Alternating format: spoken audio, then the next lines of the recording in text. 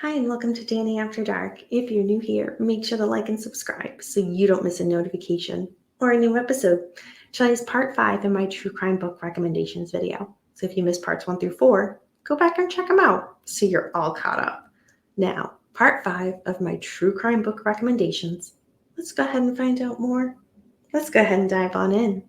The first book that I recommend in tonight's video is Exile on Front Street, My Life as a Hell's Angel and Beyond by George Christie.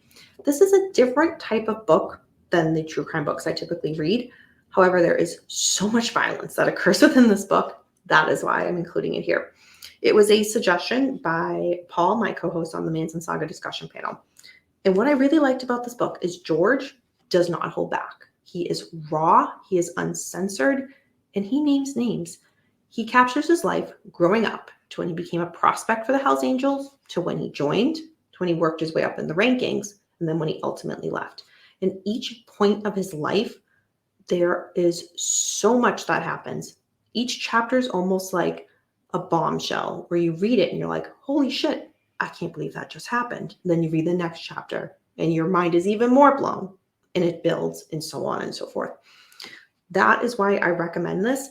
I don't want to give too much away because I want you guys to check it out, but it definitely captures his life at this time. And again, it does not hold back a thing. So check this out. Exile on Front Street, My Life as a Hell's Angel and Beyond by George Christie. The second book in tonight's recommendations video is The Bundy Secrets, Hidden Files on America's Worst Serial Killer by Kevin Sullivan. Kevin has wrote so many books on Ted Bundy. And why I like this book in particular, the angle that this one gives, is the raw, unedited, and most fascinating official case files as they appeared to detectives from the Pacific Northwest to the Rocky Mountains to Florida. As we know, Bundy had committed murders within several states. And back then, when he was committing these crimes, law enforcement agencies weren't as good communicating information with each other as they are now. And this book gives the information from the detectives, again, in real time as it was happening. It's easy for us to look back now because we know the whole picture of the case. But back then, law enforcement agencies within each of these states and each of these counties were only working with the limited information that they had. In this book, Kevin does an amazing job of capturing that. So that is why I recommend this book. The Bundy Secrets, Hidden Files on America's Worst Serial Killer by Kevin Sullivan. The third book in tonight's video is Reflection by Lynette Fromey.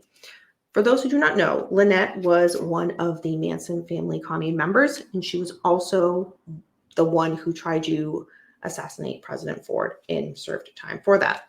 Why this book is recommended, it is so good because it gives her perspective of her life from when she grew up to when she met Charles Manson. And then the book stops right before the murders from the Manson family had occurred. So although this is not technically a true crime book, it gives a really good insight into Lynette and Charles Manson that you can't get from any other book.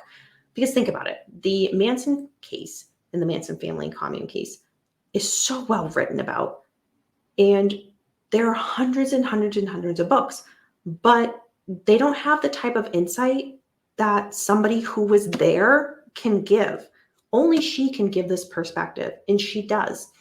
The book does not have chapters, so it's written a little bit differently than most books. It reads almost like a little girl's diary, but again, it captures everything of her life, her relationship with Charles, and again, her relationship with people within the commune right up until when the murders occurred. So I can't recommend this book enough. It gives her perspective and her truth on this time in history. So again, Reflection by Lynette Fromey. The fourth book in tonight's video recommendation is The Enigma of Ted Bundy, The Questions and Controversies Surrounding America's Most Infamous Serial Killer by Kevin Sullivan. Again, another Kevin Sullivan book. This one, why I really recommend this one, the specific angle that it does, is it gives the case detectives Jerry Thompson of Salt Lake City, Utah, and Don Patchen of Tallahassee, Florida. They talk about their personal experiences with Ted Bundy. And it gives a perspective from Ron Holmes, who is the Louisville criminologist who worked with Ted up until the end of his life. And then it also gives official reports that have rarely been viewed outside of the archives, then as well as the author's commentary on that throughout this book. What I really liked about this book is specifically the Ron Holmes part, because again, he worked with Ted right up until he was executed. And for those who, again, maybe don't know the case, Ted did not want to go to the electric chair. So he tried to bargain his way out, basically saying, let me give some more information on the crimes I did, thinking that would stall the process. Well, it didn't. But Ron's section gives a great insight, and it has, again, a lot of the actual interview, the back and forth commentary. And you can see where Ted, here he is trying to save himself, trying to give information, but really not giving much, doing the, oh, well, I wish I had a map. Oh, well, I can't really remember this. Oh, it's too painful to talk about. Let's go back later and revisit that part.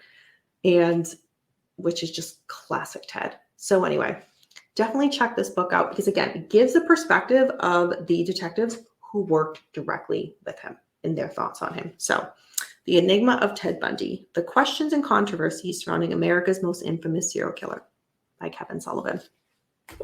The fifth and final book that I recommend in tonight's video is Deranged, The Shocking True Story of America's Most Fiendish Killer by Harold Schechter. This book, if you do not recognize the man on the cover, is Albert Fish. Albert Fish is one of the cases that it's just so brutal what he did, and especially what he did to Grace Budd. So warning, anybody who can't really handle reading about crimes on a child, you might not gravitate towards this book, because again, what he did to his victim, Grace Budd, is just horrific. But there's so much more to this book than just that. But again, it does talk about that because that's a big part of the case. This goes into every part of Albert Fish. Harold always does a great job with capturing not only the killer, but the victims, the location where these crimes occurred. And then he doesn't just stop when the trial ends. He gives the aftermath of the victims' families, the killer, and the community. So that is why I really liked this book, because Albert Fish is just one of those prolific killers that it's interesting to try to you can't really get inside his mind, because his mind is so sick and twisted. But Harold does a great job of giving as much context as you can to walk away from this knowing more about the crime and Albert Fish's background. And it's horrific. So I would recommend this. But again, if crimes on children are not your thing, you might want to skip this one. So Deranged, The Shocking True Story of America's Most Fiendish Killer by Harold Schechter. Thank you for sticking around for another episode of Danny After Dark, my true crime book recommendations, part 5. Do you have any questions or comments on any of these books? Leave it down below. Let's be interactive. Do you have any book recommendations that you want me or anybody else in the comments to check out? Leave it down below. Again, let's talk about it. There's a lot of great books out there. Finally, do you have any case suggestions that you'd like me to cover?